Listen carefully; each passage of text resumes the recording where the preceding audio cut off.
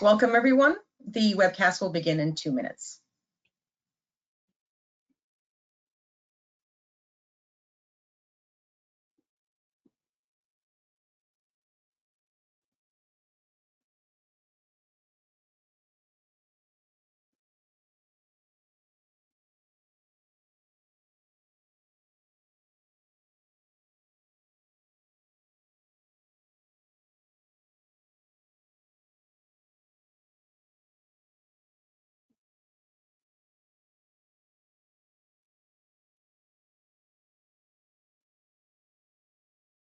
The webcast will begin in 1 minute.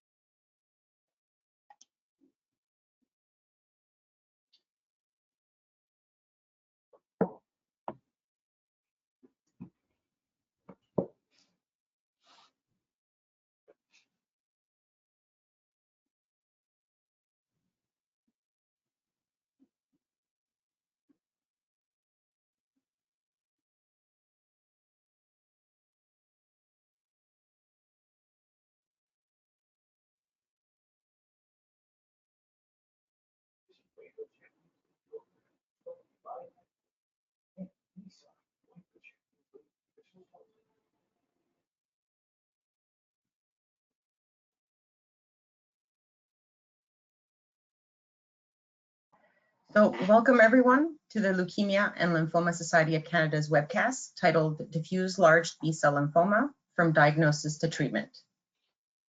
In this webcast, Dr. Kuruvilla will discuss diagnosis and treatment approaches for the disease.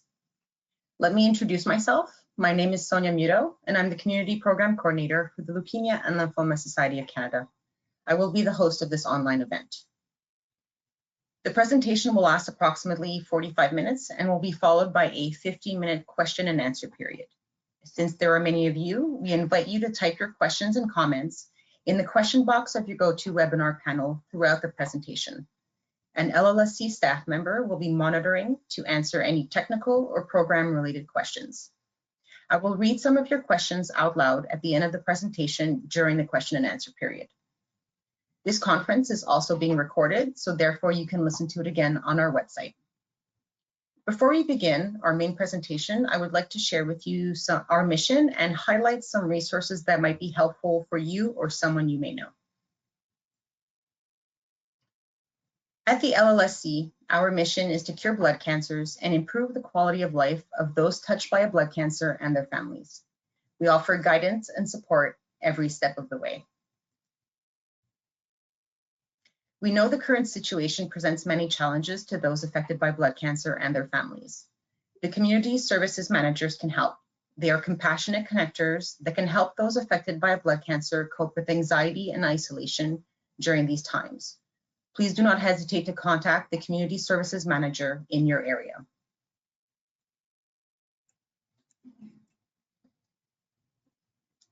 I'm just going to switch over the slides.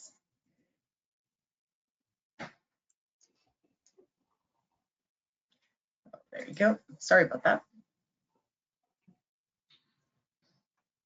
Okay. So we offer a variety of educational resources and support services to those affected by a blood cancer. On our website, you can access free information booklets, fact sheets, educational videos, and webcasts about specific blood cancers, treatments, and practical information. Our peer support program is a support service that matches people affected by a blood cancer, caregivers, and their families with trained volunteers who have been touched firsthand by a blood cancer and share similar experiences. It can be a useful program these days to counter the effects of isolation.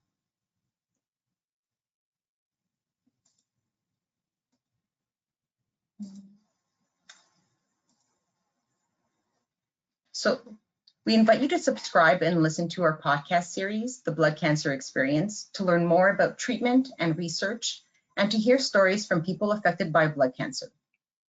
These podcasts are available on Spotify, Apple Podcasts, and anywhere you enjoy listening to your favorite podcasts. I think our slide changed up there, Dr. Kuruvilla. I see your note. Yeah. Oh, my apologies. Let's try That's that okay. again. Better? Awesome. That's perfect. Thank you.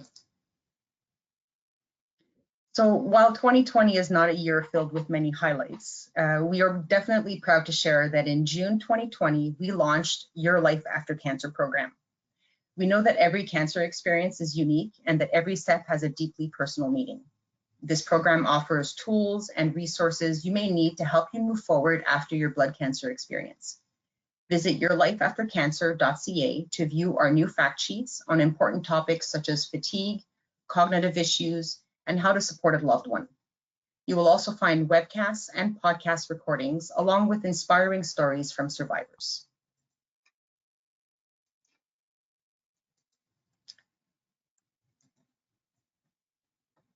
Just going to switch over one more slide. There we go. Dr. Kuruvilla, can you change the slide for me? That'd be great. Thank you. Excellent.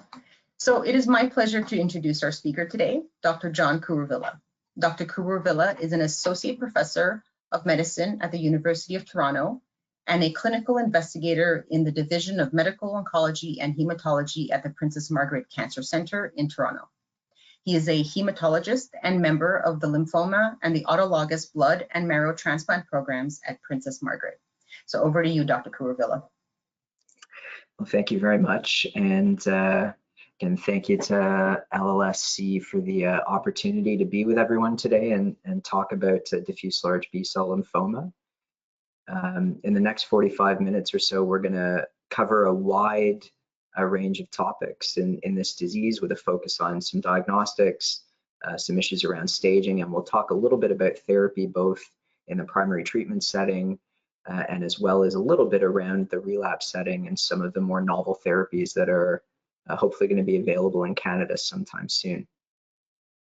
And so with that, we'll just get right to it.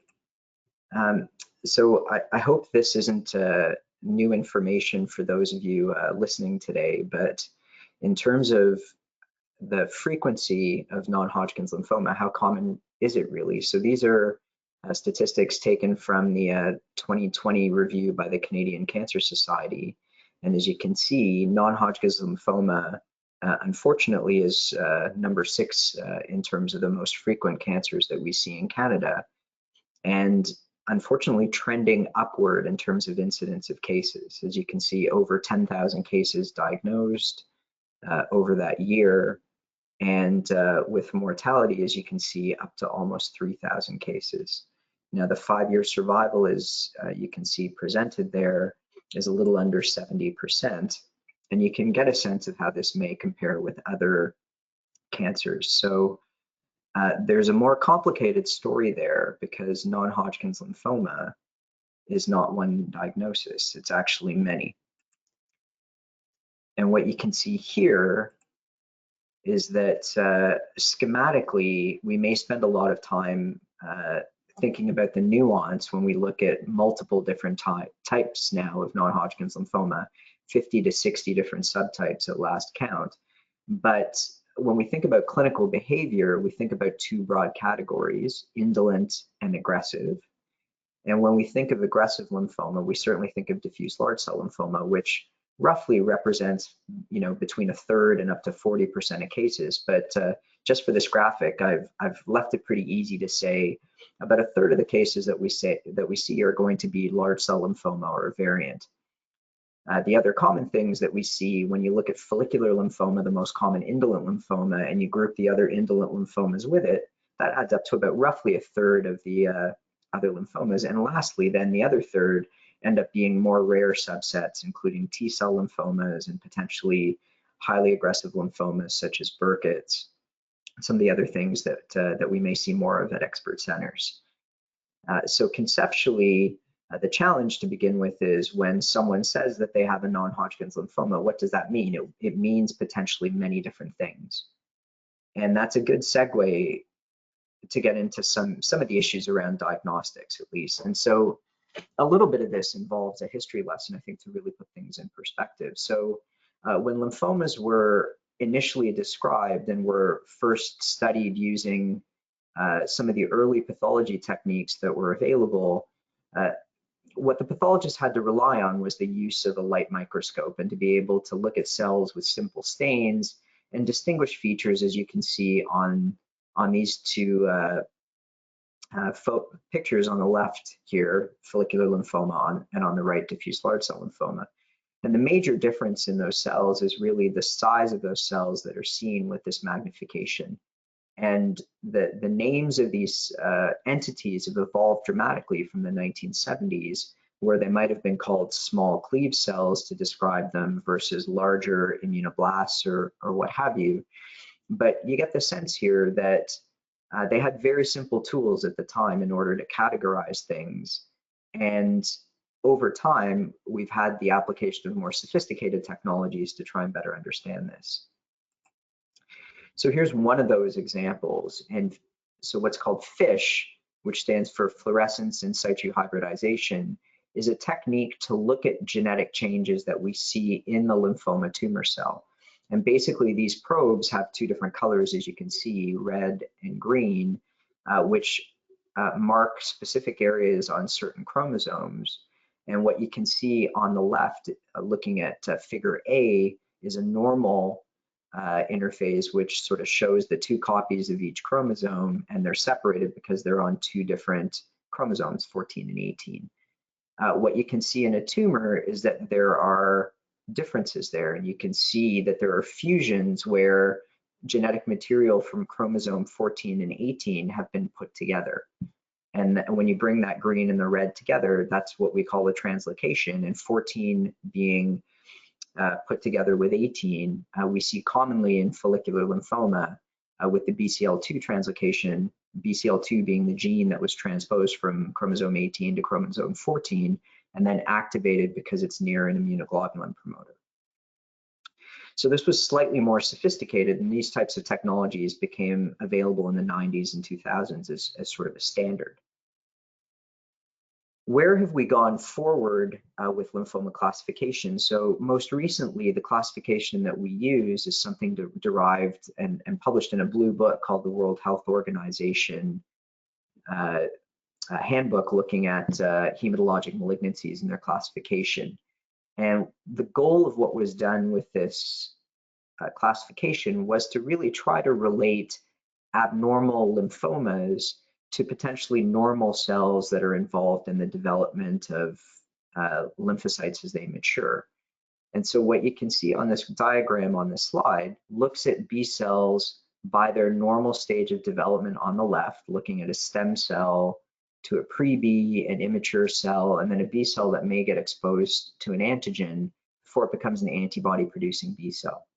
So again, as a reminder, B cells or B lymphocytes are normal cells found in your body. They are part of the immune system. They are important for the immune response, particularly against pathogens such as viruses or in antibody responses, as you can see. And the corresponding cell, should it develop some sort of genetic abnormality that leads it to become malignant, you can see on the right, where with these earlier B cells in development, we see very aggressive lymphomas, the most aggressive being an acute leukemia, ALL, which is seen typically in kids, or lymphoblastic lymphoma, which is its equivalent in a lymph node without being able to see it in the blood and bone marrow.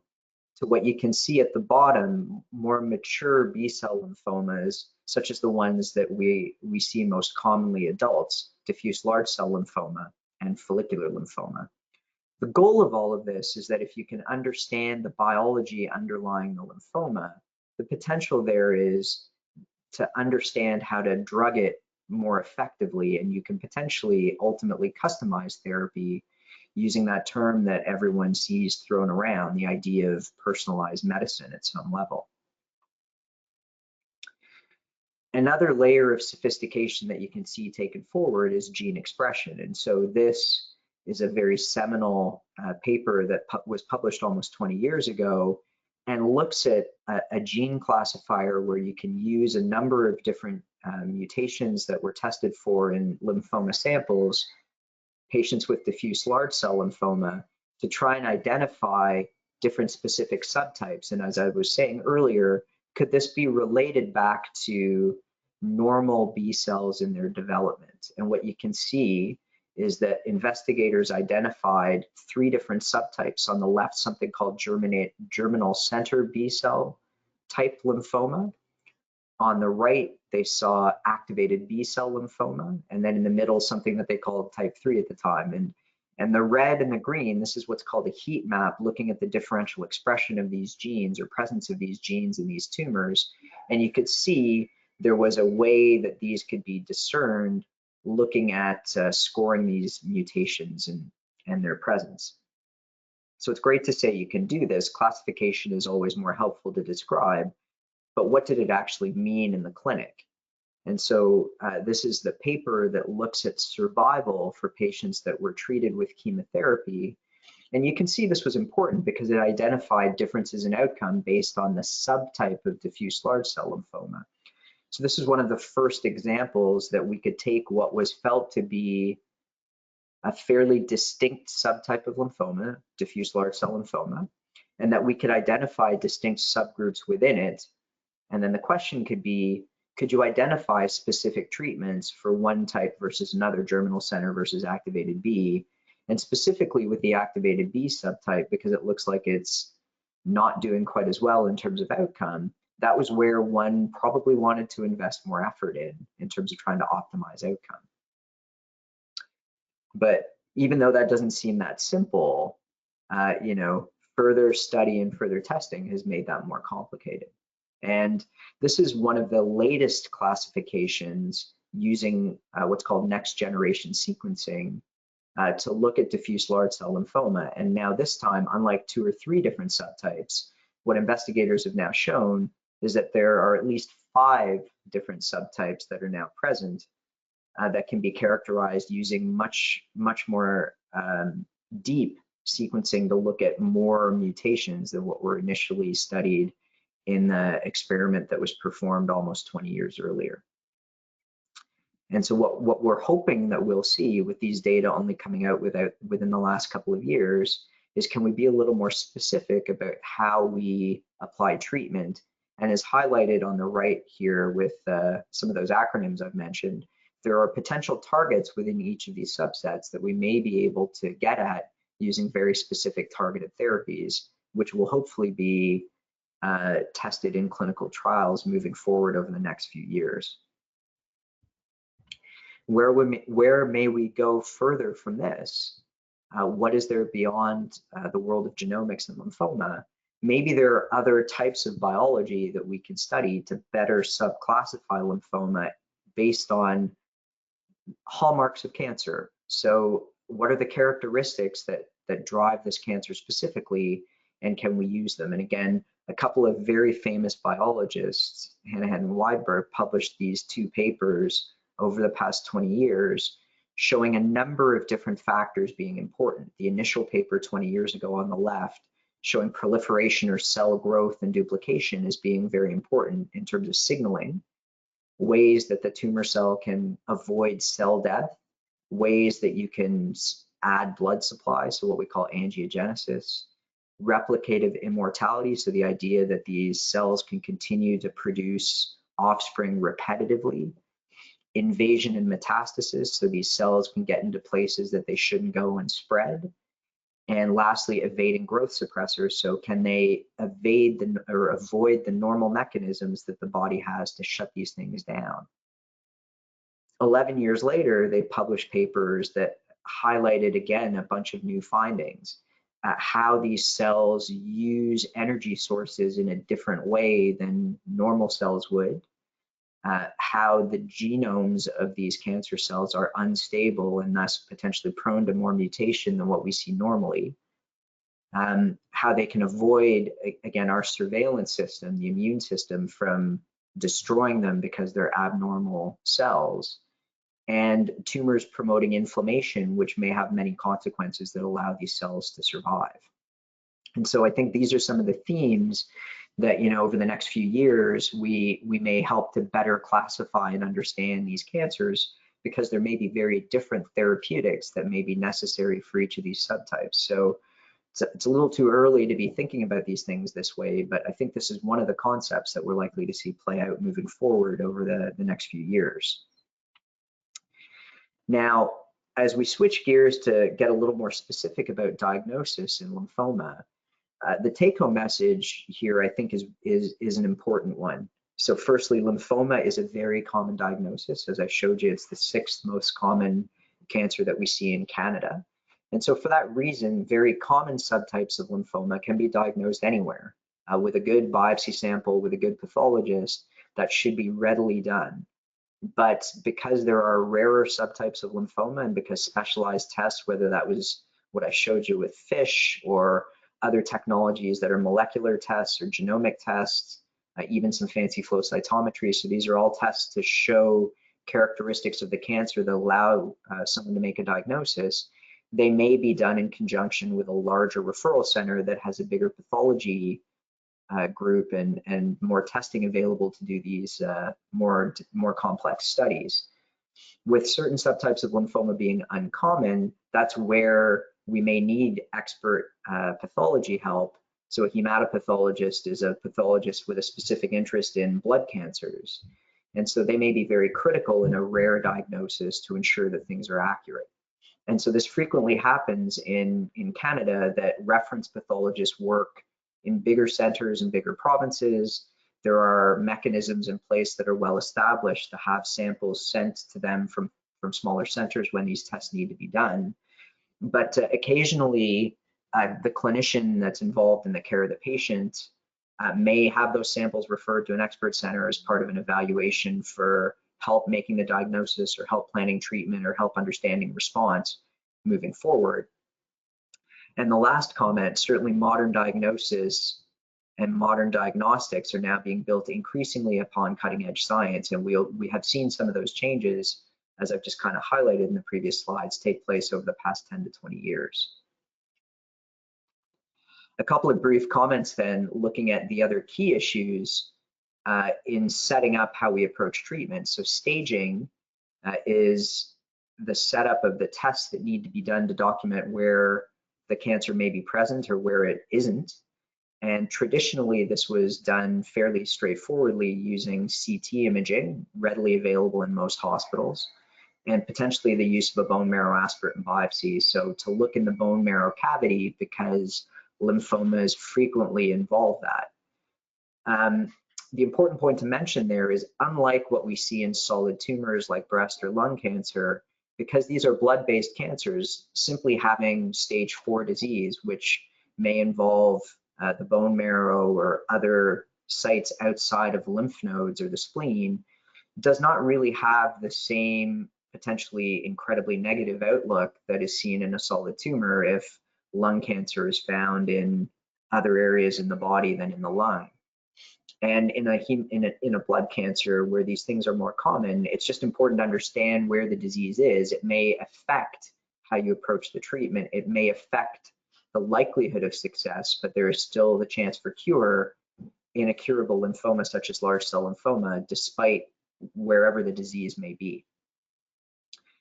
Certainly one of the other challenges that comes up in heme malignancy and in lymphoma in particular in comparison to solid tumor is that we've had a number of different ways of assessing response over time, and at least 3 different classifications for response assessment since I started working in the field now almost 20 years ago, where the criteria that are modern were developed in Lugano, Switzerland at a consensus meeting, and now incorporate FDG PET scanning, so using a PET scanner in combination with CT imaging as being an important part of staging and response assessment.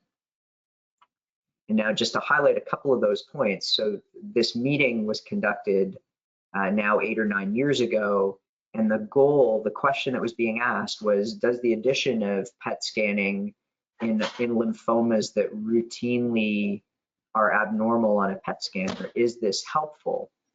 And most importantly, there are now very standard guidelines available across the world where it's accepted that for diffuse large cell lymphoma, if blood counts are normal and if there's no other need to be suspicious about abnormalities in the bone marrow, if a PET scan does not show involvement of lymphoma in the bone marrow, many of us feel it's no longer necessary to do a bone marrow test as part of staging. And so if you can avoid a test that is a little bit invasive and takes some time and can cause some symptoms and require some local anesthetic, why not avoid it? And so that's one of the things that's changed over time in this setting.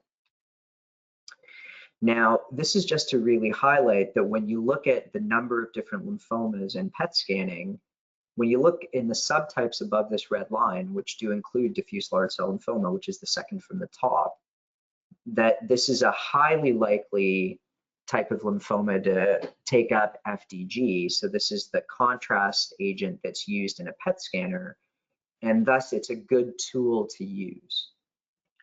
Now, those of you that have been involved in patient care in this setting, whether it was as a patient or as a family member, might have come across this term called the Deauville score. And so this is a 5-point score that is used to assess what we see on a PET scan to help determine remission. And the score is from 1 to 5. And this tries to normalize this score, which is really a reflection of the uptake of sugar in the body or in the tumor in relationship to normal sugar uptake. Now, it's important to recognize cells in your body need sugar to live, okay? And your brain needs sugar, your heart needs sugar, your liver makes sugar. And so, you know, this isn't anything to suggest that taking sugar out of your diet, unless you really have more of it than you need, isn't really particularly helpful from a cancer perspective with regards to lymphoma. But we can use the fact that lymphomas sometimes take up sugar in an abnormal way, much like what I showed you earlier as a hallmark of cancer, that you can use this to assess response in an area of lymphoma. And so if that area of lymphoma persists on a scan, but is just scar tissue, it will no longer take up sugar, and the score on this Deauville scale will be a 1, a 2, or a 3, and that it's a very low score and does not fit with any residual abnormal lymphoma uptake. So that's the important thing to remember when looking at a PET report, is a score of 1, 2, or 3 is good and reflects a very good response to treatment, a complete response. But a score of 4 or 5 generally reflects some uptake, and so usually something may need to be done about that if that's actually present at the end of treatment, whether that's radiation or whether someone may need a biopsy or additional treatment. So again, to summarize, PET scanning has become an important part of staging as well as response assessment, particularly with diffuse large cell lymphoma. Again, in Canada, there are some issues with a lack of access in every city or across each province to have FDG PET scanners available in multiple places, but there are certainly more available now than there were 10 or 20 years ago, and that access will only continue to improve. There are some cases where if a patient is very sick, we might start therapy without a PET scan because it's more important to get a patient better than having that scan done, even though that scan may be more critical for response assessment after the treatment has been given.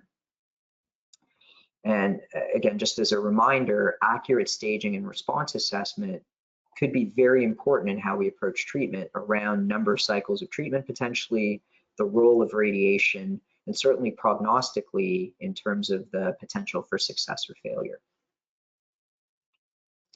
Now, just a couple of comments here looking at how we approach decision-making behind the use of lymphoma treatment.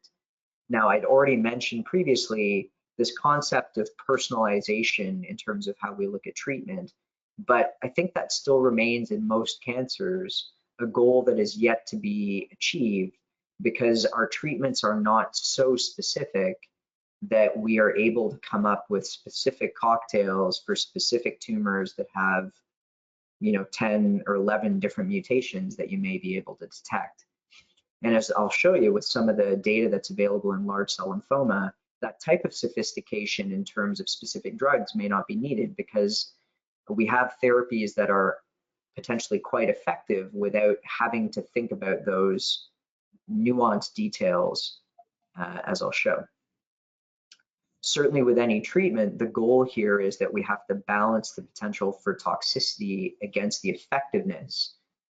And another concept to bring up, we throw around these words, particularly the word remission and the word cure, and what do those words mean? And this is one I usually spend a little time on with my patients in the clinic.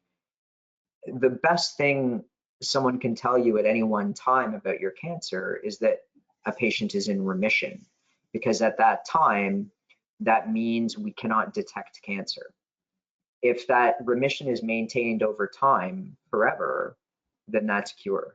And that state, unfortunately, it becomes increasingly, or fortunately, it becomes increasingly uncommon that a cancer can recur at 10, 20, 30 years after primary treatment. But, the only way to be truly certain that a patient may be cured is that they ultimately die from another cause, someone dies of old age or what have you, and they've died with their cancer in remission. And that might be the ultimate way to know. Now, practically, with a disease like aggressive lymphoma, the likelihood of recurrence becomes increasingly low after 2 or 3 years. And by the time we get to 5 years, that's our practical gold standard as far as saying someone who's been in remission for 5 years is very unlikely to have their disease come back after that time. But working in a big oncology practice, such as the one at Princess Margaret, occasionally we do see those things. Now, the treatment philosophy in lymphoma, again, this talk today is focused specifically on diffuse large cell lymphoma, which is the most common kind of aggressive histology lymphoma. And thus, when we have the opportunity to cure with treatment, we are willing to accept some side effects for the potential of curing a patient. And so, would we be willing to accept more toxicity? We would, if that cures an increased proportion of patients. And so this is where some of the devil in the detail comes to looking at the data and the implications of using a new treatment, because if it comes with those consequences, we want to be certain that it's actually providing meaningful benefit. In contrast, in indolent lymphoma, where cure remains a challenge and likely not possible for a majority of the patients with that disease, what is our other goal? And our other goal may be to improve overall survival. But if a treatment does not accomplish cure or improving overall survival, then we need to think very carefully about what we're accomplishing for a patient. If we make a scan better, if we can make lymphoma go away and that doesn't cure the disease, or it doesn't make someone live a day longer, I'd argue we haven't accomplished anything. If we take people that have symptoms of their cancer and we improve their symptoms, so we improve quality of life and we improve fitness, I think that speaks favorably to treatment actually accomplishing something useful. And so those are the sorts of things I think that clinical trials and their interpretation are very important in how we deliver care to patients. Now, again, a couple of different terms here. So chemotherapy is a type of systemic therapy. Again, it's given by mouth or given intravenously. And traditional chemotherapy from the 70s or 80s typically work through a DNA damaging mechanism, affecting all growing cells that we're dividing. And that may be the cancer cells. And so we get the goal of killing them. But they also affect normal cells such as blood cells, the lining of the mouth or the bowel, which can lead to nausea, vomiting, or diarrhea, hair loss because we're generally growing hair constantly.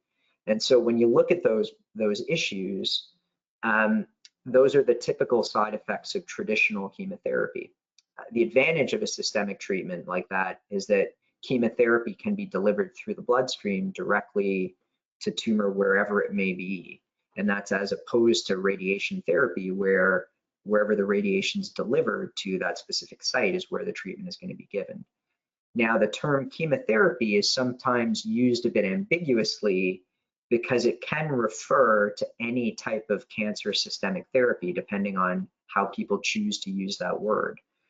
And so other anti-cancer therapies that may be systemic are not traditional chemotherapy, and that they may not work through that typical DNA damaging mechanism, but that doesn't mean that these treatments don't have side effects. They just have side effects that may be different than what you see with traditional chemotherapy, and the mechanism of those side effects may be unique based on the mechanism of a specific, more targeted treatment.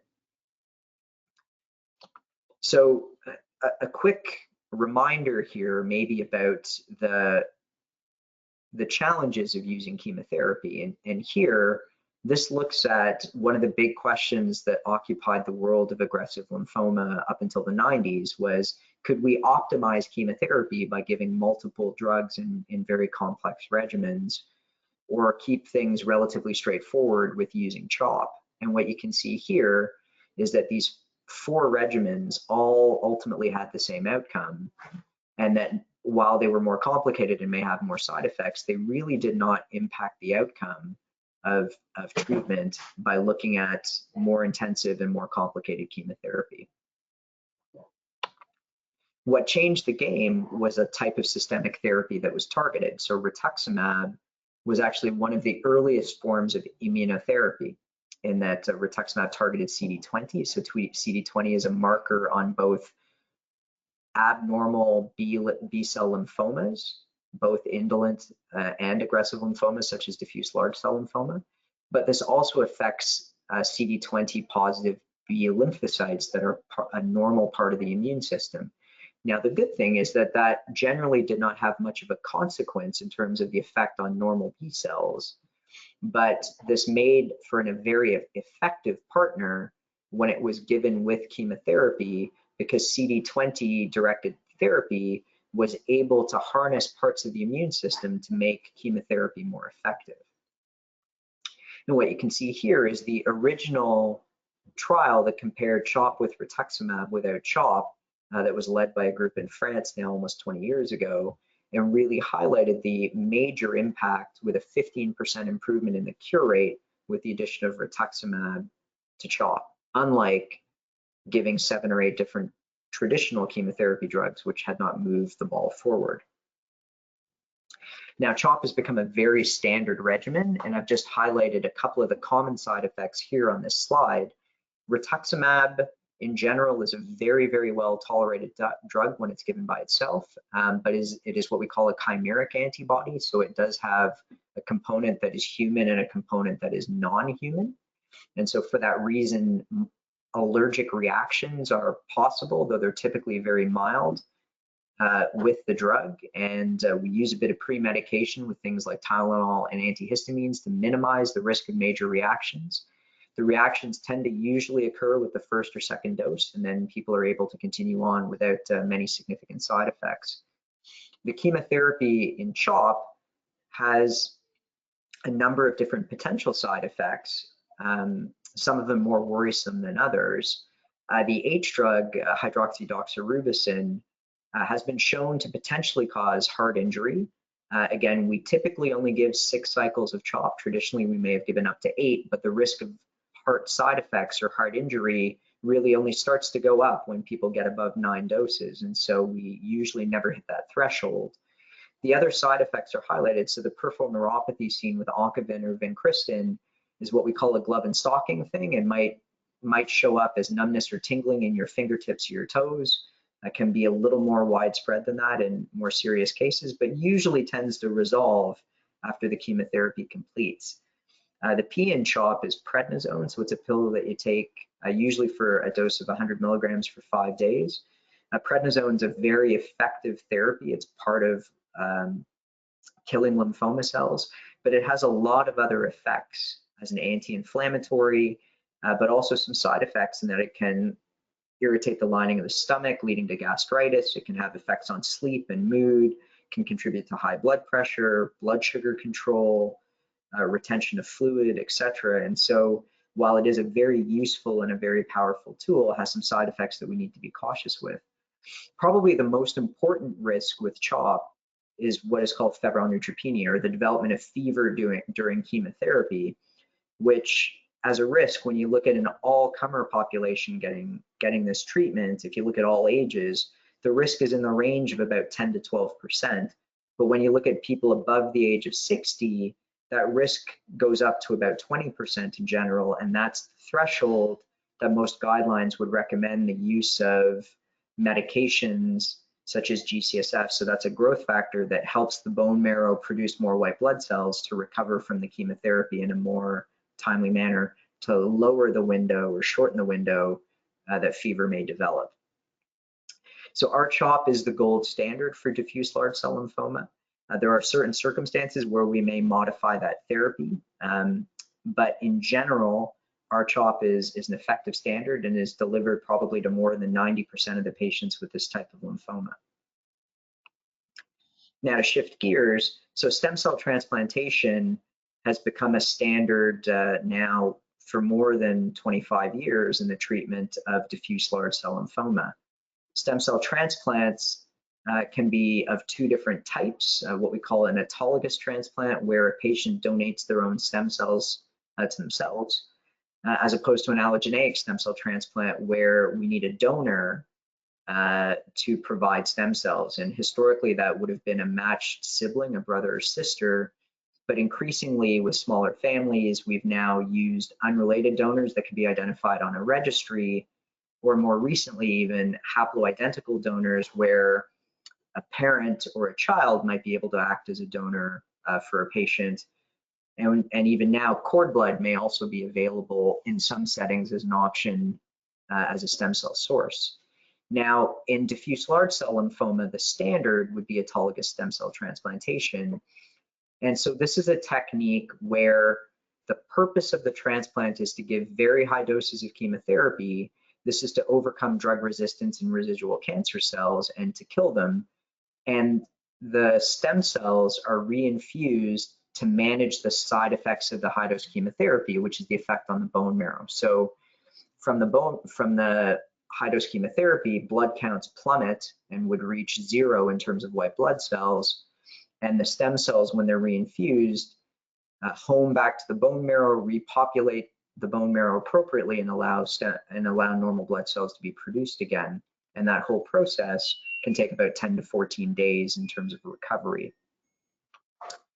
Now, looking at this is the reason that stem cell transplants are actually performed in the treatment of diffuse large cell lymphoma. So this was a randomized trial published now 25 years ago that compared conventional chemotherapy with stem cell transplantation, autologous transplant, and showed an overall survival advantage for patients undergoing autologous transplant if their disease was sensitive to chemotherapy.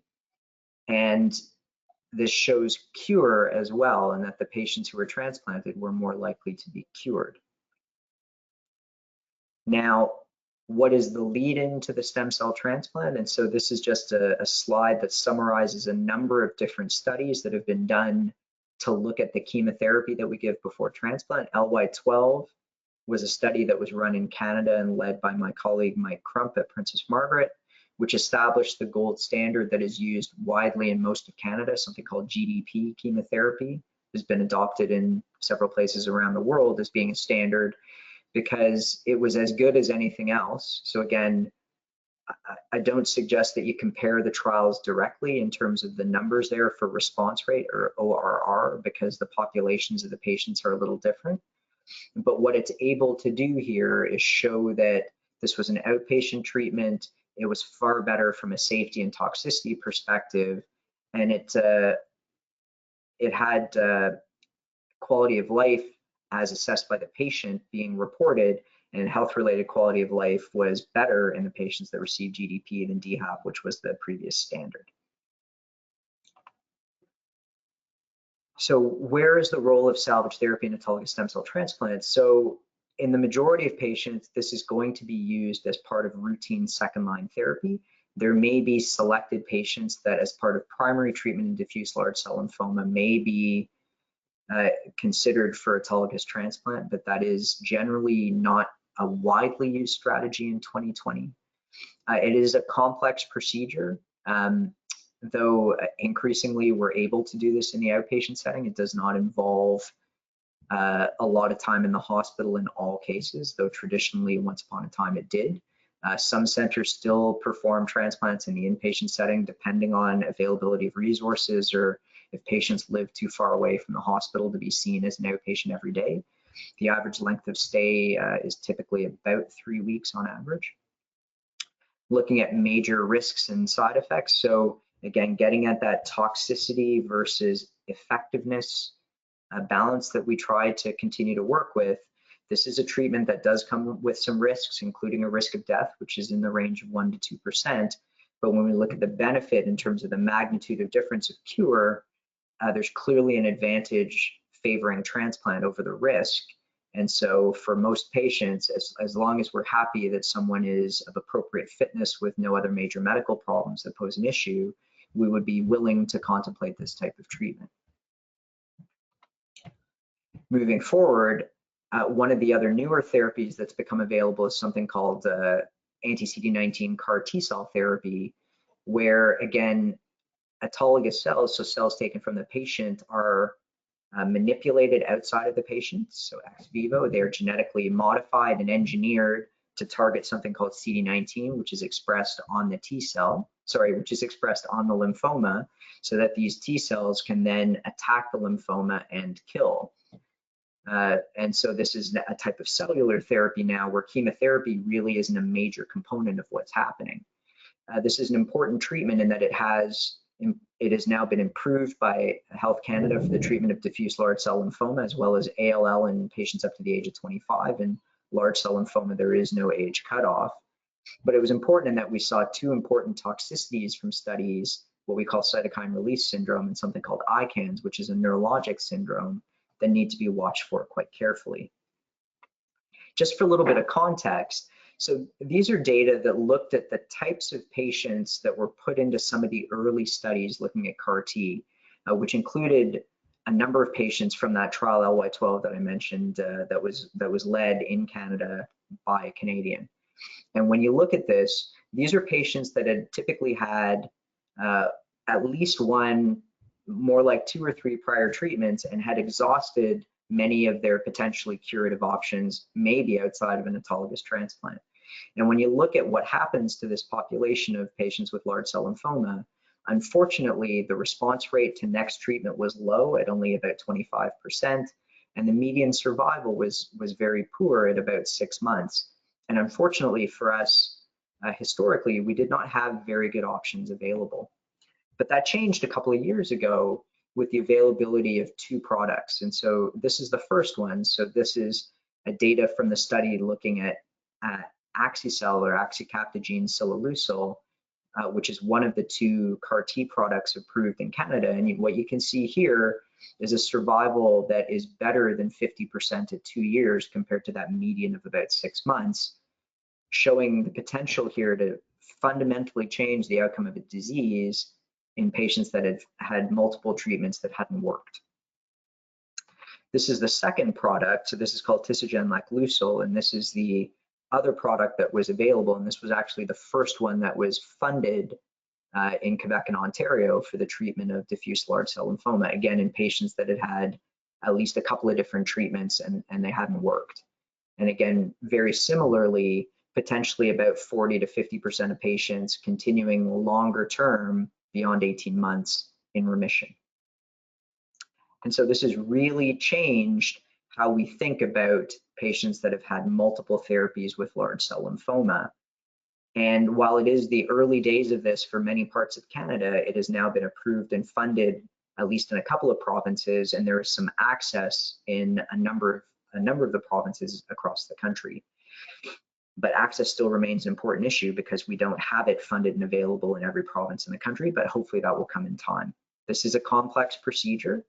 Patients need to be well enough to be able to undergo a very complicated treatment and have had at least a couple of treatments or have had their disease come back after a transplant. And I am one of the people that do believe that this has changed the face of diffuse large cell lymphoma because it has taken a group of patients that were largely incurable before. It appears to have improved survival based on the available data, and I do believe it has cured some patients that we previously didn't have curative treatment for. In the last couple of minutes, I'm just going to highlight a couple of new therapies that are coming down the pipeline that are potentially funded in other countries and are potentially making their way through the process of being approved and funded in Canada. Now, these are trials that have looked at patients that have usually had 1 or 2 prior therapies and were felt to be ineligible for curative treatment at this point. So we were looking at trying to look at innovative strategies for these patients because they didn't have great options left. So here's the first one. So polatuzumab is an antibody similar to rituximab, but it targets a different a molecule, CD79B, and it actually has chemotherapy attached to it. So it's what is called an ADC, an antibody drug conjugate. And when it was given in combination with a chemotherapy called BR, it was superior to BR in this comparison. Now, the BR arm is the orange line on the bottom, the blue line is the combination with polatuzumab, and you can see improvements when patients receive the 3 drugs versus the 2. Now, this was a smaller study and it wasn't designed to show this big benefit, and it was a bit of a surprise for the investigators to actually demonstrate this. But this is the trial that led to the approval of this drug in certain countries in the world, and we're hoping that we'll have this drug available and approved in Canada sometime soon. It is available potentially, or it has been available through some compassionate access in the country over the past few months. Another treatment that looks of great promise is a drug called tafasitamab. So tafasitamab is another antibody therapy, this one targeting CD19, so the same target as those CAR T cells. But when this antibody was given in combination with lenalidomide, so lenalidomide is a pill that has a number of different effects on the immune system and is a standard treatment that we use in multiple myeloma, this combination looked very effective with a good response rate, meaning that it shrank the tumors effectively on a CT scan or on a PET scan about 60% of the time. And when you look at the ability to keep people in remission, it looked very encouraging with this, what we call progression-free survival at about a year, and that the median overall survival in these patients had not been reached. And when you think back to the outcome of patients that have usually had a couple of different lines of therapy, this appears to be better than what we would have expected. So this has led to an approval of this drug in the US, or this combination, and we'll expect to see this hopefully go through this process in other jurisdictions, including Canada, over the next year or so. The last drug is this one, which is a pill, selinexor, and works on a different target entirely, something called XPO1, which is a very unique target in terms of its of what it does. So this is a protein that helps potentially shuttle things in and out of the cancer cell's nucleus. And so could this be a way to drug or affect certain genes that may have been turned on appropriately or turned off inappropriately in a cancer cell? And so this looked at a group of patients, again, with receiving only 1 drug, so not 3 as in the first example, not 2 as in the second example. This is just 1 drug, and if you look at the red line, which is all of the patients, again, we see this encouraging signal. We'd seen a response rate in the range of about 30%. And so, again, another drug with a novel mechanism of action, again, an accelerated approval in the US, and they're doing confirmatory trials to hopefully have this drug approved and available around the world when they have the data to support it. Now, looking at all of these things in context, so I've given you 3 stories about 3 different drugs that are now later stage in their development, but have yet to become standard of care. But they have demonstrated activity, they are safe, and the thing that people are struggling with is how much do they improve the outcome in lymphoma patients? Are they good enough that they should become part of the standard tool chest in terms of what we have available? How do we assess that? Well, you need the right studies to do it, but ultimately this is where Health Canada needs to provide some guidance about what they feel regarding the effectiveness and safety. They often ask experts in the area about this. And again, there's a well-described and slightly complex process that looks at how these drugs are reviewed around funding and pricing at a national table before individual provinces go ahead to fund them. But a lot of that, I think, is beyond the scope of what we need to talk about today. In the last couple of slides, I just want to highlight a couple of the key issues as to why things have improved, and that's through the benefit of clinical research. And so clinical research is taking what we learn from the lab to the clinic, and that's what we call translational research, or vice versa, and then asking specific research questions. Are drugs more effective or better than others? How do they do in certain types of lymphoma? How do they impact patient outcomes, including things like quality of life? When you look behind levels of evidence, so the data that really leads to practice change is what we call a phase 3 trial, where a new therapy is compared to a gold standard. Phase 1 and phase 2 looks at, is a drug safe? What is the right dose to give? What are the side effects like?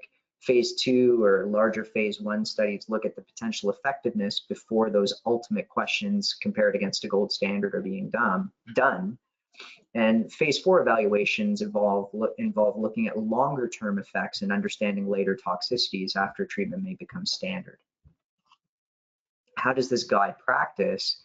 The better the data are, the easier it is to understand what we're doing in the clinic when we're making decisions with patients. Unfortunately, certain types of lymphoma may be too rare and too uncommon to allow these types of trials to be done consistently. And this needs to be balanced against the need for speed to bring drugs to patients quickly, and the fact that clinical trials are certainly very expensive endeavors. Are clinical trials going to be important for patients? Certainly they are. We try to have a number of trials available, particularly even in common diseases like diffuse large cell lymphoma. But the nuance around those decisions for a patient are very important. And most importantly, if someone's approached for a study, the patient needs to meet the eligibility criteria. So need to have the right disease in the right setting and be appropriate for the study. And the flip side of that, the patient needs to be interested in wanting to participate in that study because the question matters to them. I'm going to just close with a couple of thoughts here. So you may see a bit of variation, even though I think in Canada we agree in large part about how we manage lymphoma in general. But the nuance here comes down to how we interpret some of these data and how we may prioritize one therapy over another in terms of what we do. The availability may in part be related to cost and resource. And if a treatment does show a big effect, and certainly if it improves overall survival, I think that will be something that changes practice like CHOP with rituximab did, particularly as long as it's not an insane cost in terms of what we would have to bear as a society. Why don't clinical trials run everywhere? It's because it's very difficult to do this. You need a lot of expertise in order to be able to do clinical trials. You need a lot of resource, and you need to have good ideas and good relationships in order to make all of that happen. So unfortunately, certain trials may only run in big cancer centers, which may be an issue if you don't live close to one. And so to close, this has been a very quick tour through some of the big points around the diagnosis and management, as well as treatment of diffuse large cell lymphoma. I've highlighted, I think, some of the key standards: primary treatment with R-CHOP, the role of stem cell transplant, and now what we've seen with CAR T-cell therapy becoming a new standard. Newer therapies continue to come, and I think this remains an exciting time for patients because we will still have a number of exciting new options available, and we continue to improve on the care of our patients. And so with that, I'll thank everybody for your attention, and I think I've left a couple minutes for questions. Thank you so much, Dr. Kuruvilla, for sharing your expertise with us today. That was exceptional. Thank you. So yes, it is now time for our question and answer period. And if you haven't already done so, be sure to use the question box in your GoToWebinar panel to type your questions or comments, and we will do our best to get to as many questions as possible. So we did have quite a few questions that come in, so let's get started. How can I identify and get help with any side effects from a stem cells transplant? So the easiest way to answer that is that the people that are responsible for the transplant are your first point of contact. And so those units are very experienced. The nurses there are very experienced. The physicians are very experienced. There's a lot of knowledge that come in with transplants. And so we should be able to get answers there. There are a lot of online resources available as well. And so connections with groups like the LLSC, potentially connections with the Canadian Bone Marrow Transplant Group are again, other good sources of information. Thank you. Another question, why is CAR T for DLBCL limited to those under age 25? Oh, yeah, so to be clear, as I said, CAR T cell for ALL has only been approved in patients up to the age of 25. That's because the clinical trial initially that led to the approval was only done in patients up to the age of 25, and ALL is a common disease in children and young adults. In diffuse large cell lymphoma, so the topic for today, there is no age cutoff. Okay, great, thank you. Another question, is mantle cell lymphoma a subtype of DLBCL? No. Excellent, thank you. So yes, there is a question about COVID. Let me just get through all of these. So if I'm in remission, do I have to take extra care with COVID, and if so, for how long? Okay, so that's a very tricky question, admittedly, and let me preface my comments, I guess, by saying that at this point, we really don't have enough information to be able to make very evidence-driven recommendations to patients at this moment. It's important to recognize that when you look at the data that's out there about lymphoma patients in remission, and this was recently studied by a group in California, it shows that longer term, there is an increased risk of infection in patients that have been treated for lymphoma in comparison to patients that have been treated for breast cancer. And so that implies that the disease and its treatment does have this consequence.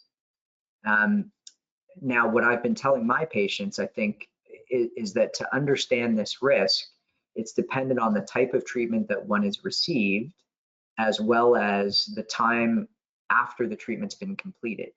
And so, you know, a patient that has standard R-CHOP, as an example, I would expect the further away one gets from that treatment, the risk of infection should be lower and lower, and the potential consequences from COVID to be lower and lower. In contrast, someone, if they've had a stem cell transplant, which involves much more impact on the immune system, if they're at the same time point compared to someone who's just finished R-CHOP, the patient that's post-transplant is at a higher risk because of the impact of the treatment on the immune system. The analogy I like to make is if someone has an identical twin who's never had chemotherapy or lymphoma, it's hard to believe that the risk for the patient that's been treated for lymphoma is going to be exactly the same as the twin that has never had that medical problem. But, you know, a year or two out after completion of treatment, I think the risk is likely to be very low, but I don't think it's going to be exactly the same as the general population in someone that doesn't have a medical problem. Now, I'm also not recommending to any of my patients to, you know, stay at home and live in a bubble, but to practice appropriate recommendations that have been provided by public health. So wearing a mask, hand washing, physical distancing is appropriate, but that still means you should try to see people as much as are permitted under whatever guidelines, depending on where you live and what may be going on with lockdowns, such as what we're seeing here in the GTA. Thank you so much. I had CAR T cell therapy and received a cure diagnostic result. So question is, can a person donate their blood to help others with the antibodies? So I guess the easy answer is that so anyone that has been treated for cancer generally is not available as a blood donor moving forward. Now, from a research standpoint, I guess if someone's been treated successfully with a novel therapy like CAR T, and we're trying to understand why people may do well and some do not, I mean, that's the sort of research that many groups are interested in, and the potential to participate in research studies to move that field forward is certainly there. Thank you so much. Next question. Are there any secondary cancer risks or long-term risks of relapse after treatment? Okay, so those are, I guess, two questions. So the first one, are there risks with secondary cancers and other problems in patients that may be cured of lymphoma? The answer is certainly yes. One of the challenges when you start to look at newer data is that you don't have longer term follow-up. So as an example, the people that have been treated on early CAR T studies have now only been followed for 5 or 6 years, and the patients that are being treated today, we're going to have to wait 10 or 20 years to really understand if there are additional implications from having had the treatment. When we look at therapies where we have a lot more experience, like R-CHOP or stem cell transplants, we know that there are rates of second cancers. We know the ones that we worry the most about are in the range of 2 to 3%, or maybe a little higher when we think about secondary cancers like myelodysplastic syndromes or acute leukemia. One of the things that we need to be aware of is that when you think about the general population, the risks of things like breast cancer, 1 in 9 in women, roughly the same, 1 in 9 or 1 in 8 in men for prostate cancer.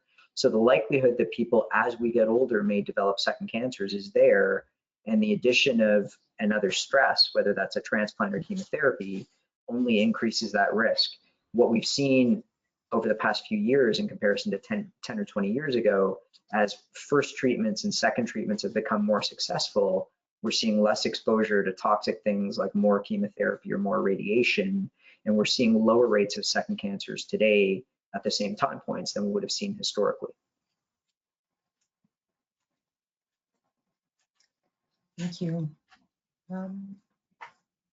If diagnosed with follicular lymphoma with 10% DLBCL, do I actually have 2 types of cancers? Yeah, so patients that have follicular lymphoma or other indolent lymphomas can develop what we call transformation. So that's the development of a second lymphoma, an aggressive lymphoma.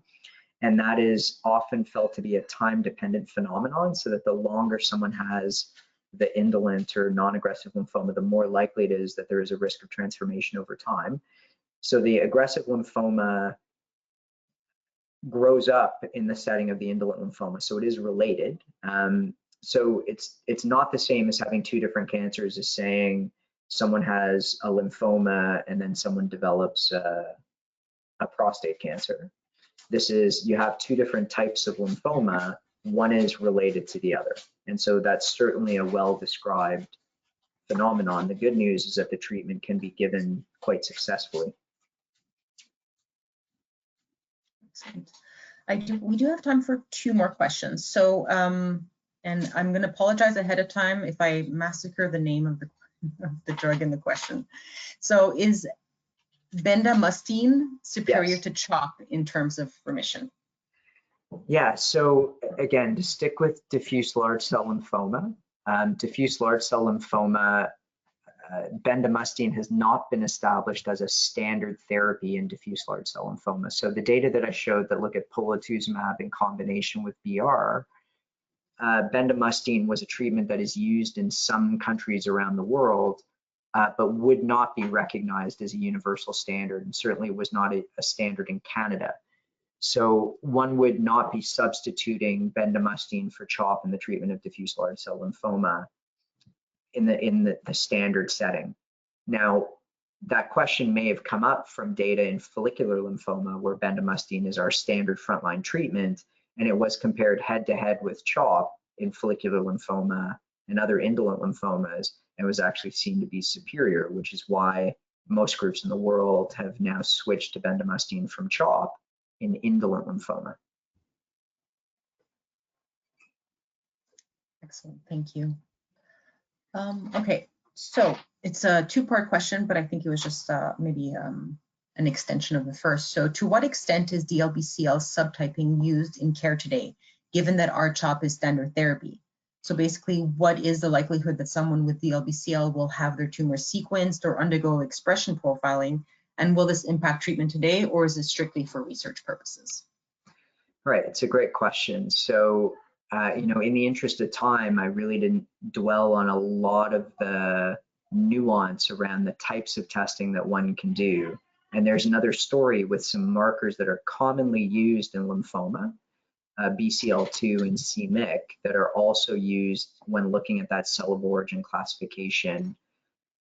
And from a cost standpoint, and from an ease of use perspective, people have used simpler tests. So those stains, as I'd shown earlier, that you can use them as a surrogate for the gene expression profiling that's being done in a more sophisticated manner. So cell of origin classification is frequently assigned using these other tools.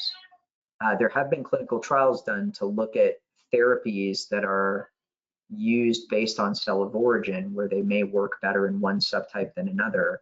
Those trials, unfortunately, have not been successful with a drug showing that proof of concept that that can be better. So hopefully in time that will happen. With the genomics, you know, it'd be a little nihilistic to say that we're not going to eventually get to the point where these things are being used very standardly and in all centers. They are being used increasingly in specific examples where we need a specific answer about a gene that may make a diagnosis in a type of lymphoma. Waldenstrom's is a great example of that with a gene called MYD88. But in diffuse large cell lymphoma, once we know that it's going to matter for a treatment, then I think it will lead to that change.